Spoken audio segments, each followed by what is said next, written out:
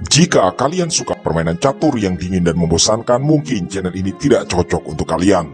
Selamat datang kembali sahabat-sahabat penggemar catur di channel Wong Catur, channel khusus partai catur brutal yang penuh kejutan dan pengorbanan perwira secara spektakuler. Semoga sahabat-sahabat semua sehat selalu. Kali ini kami menemukan sebuah partai luar biasa dari Berlin, Jerman pada tahun 1900, yaitu antara Karl Walbrod melawan Low. Tak banyak data yang kami dapatkan kecuali bahwa Karl Walbrod adalah master catur Jerman cukup berpengaruh di eranya. Video ini kami pilih dan upload karena di dalamnya ada rangkaian pengorbanan spektakuler yang begitu indah, yang kemudian dirangkai dengan kecerdasan luar biasa di fase endgame. Dan yang pasti, partai ini juga diabadikan di beberapa situs catur dunia serta masuk dalam barisan partai dengan akhir terindah. Seindah dan semengejutkan apa langkah-langkah dalam permainan ini? Ikuti sampai video benar-benar selesai, siapkan fokus, bersiaplah tercengang, dan mari kita mulai. Pada permainan kali ini, Karl Walbrod memegang buah putih dan Low memegang hitam. Putih membuka permainan dengan pion E4 dan hitam menjawab pion E5.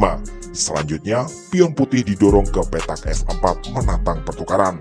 Hitam menolak tawaran dan memilih jawaban pion D5, menambah pilihan bagi putih untuk melakukan pertukaran pion. Formasi ini disebut dengan King's Gambit Decline, Fogbear Counter Gambit. Karl Walbrod memulai pertukaran pion kali pion D5.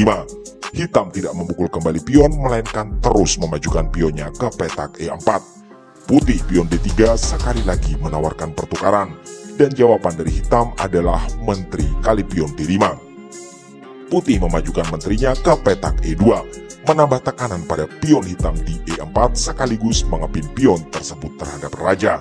Hitam memberi jawaban yang kurang lazim di posisi ini, yaitu dengan dorongan pion ke petak F5 menambah pengawalan bagi pion E4. Putih mengembangkan kudanya ke petak C3 sekaligus menyerang menteri.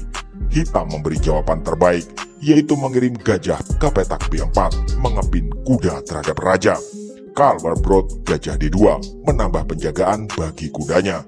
Hitam memutuskan untuk menukar perwira, yaitu gajah kali kuda C3. Dan putih memukul kembali kuda tersebut dengan menggunakan gajah sambil menekan pion hitam G7.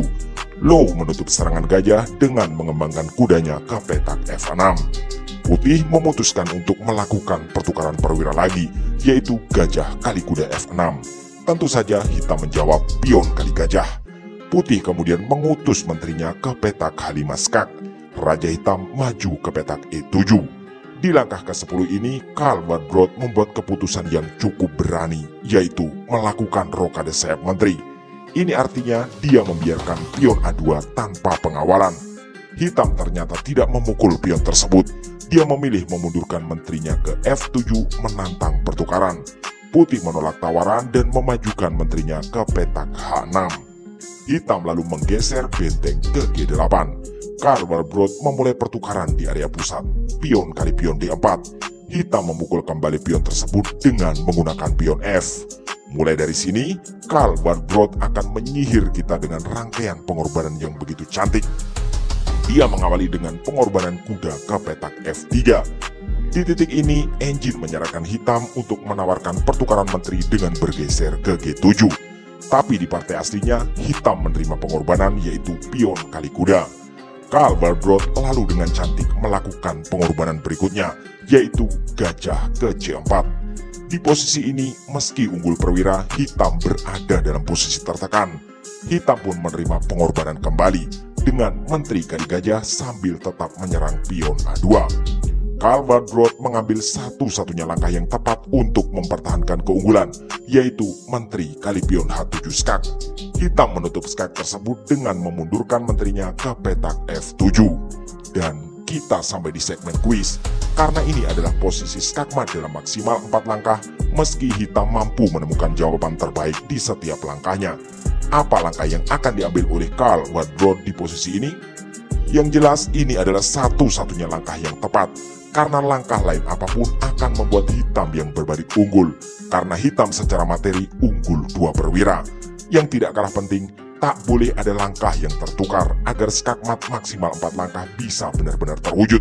Seperti biasa, kami memberi tambahan waktu beberapa detik untuk sahabat-sahabat semua menebak langkah tersebut serta membayangkan lanjutannya. atau pause video ini sejenak jika memang dirasa perlu.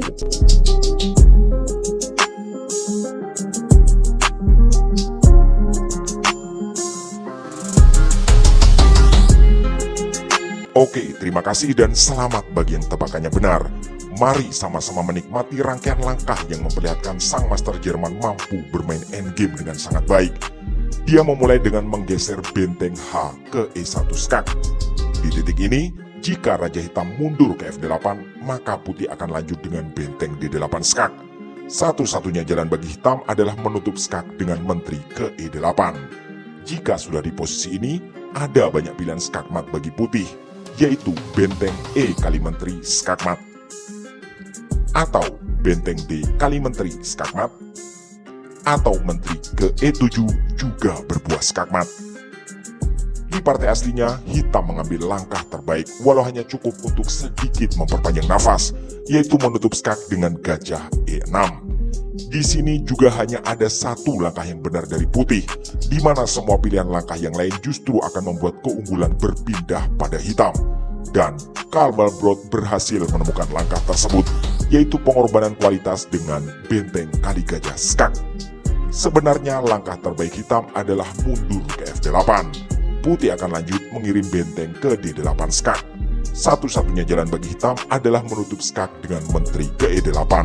Seperti tadi, Putih akan punya banyak pilihan skakmat. Salah satunya adalah benteng E kali menteri skakmat. Di partai aslinya, Hitam memilih langkah satunya, yang membuat kematian bagi sang raja datang satu langkah lebih cepat, yaitu menerima pengorbanan dengan raja kali benteng, yang sekilas terlihat lebih aman bagi raja. Dan sampai di sini, bisakah sahabat-sahabat menemukan langkah pamungkasnya? Ya, benar.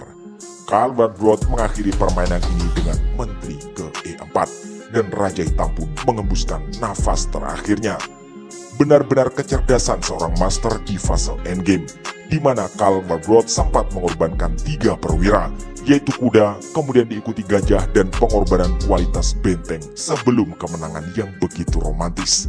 Di partai ini kita bisa banyak belajar tentang bagaimana melewati fase akhir sebuah permainan dengan berusaha menemukan rangkaian langkah terbaik.